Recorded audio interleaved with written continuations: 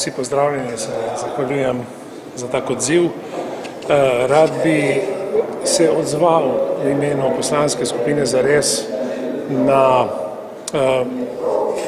precedenčni dogodek. To je poziv Rimskokatoliške cerkve, poziv volivcem naj glasujejo proti zakonu o RTV na referendumu. Mimo dejstva, da RKC po mojih podatkih se ni niti prijavila na referendumski kampanji, priznamo pravico te pomembne ustanove, da pove svoje mnenje, vsekakor. In torej tega mnenja vsaj iz tega vidika nočemo problematizirati.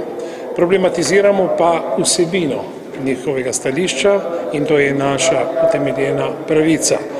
Poglejte, gre za to, da v novem zakonu so verske skupnosti zastopane enakopravno. To očitno moti nekoga. To moti Rimskokatoliško cerkev, ki seveda zagovarja privilegij, ki ga je Grimsov zakon v bistvu zagotavljal, omogočil tej največji cerkvi v državi.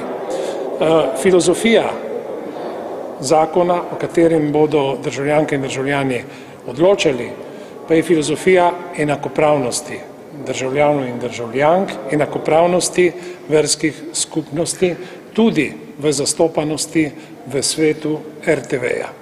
Verske skupnosti ohranjajo sedež v svetu RTV-ja, ni pa nobenega privilegija.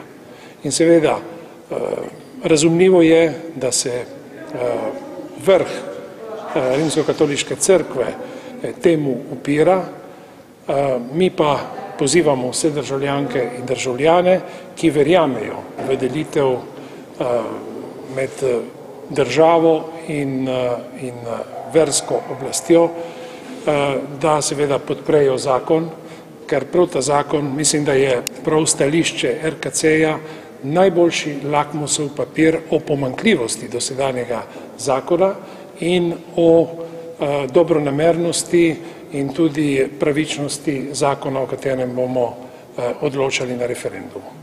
Hvala.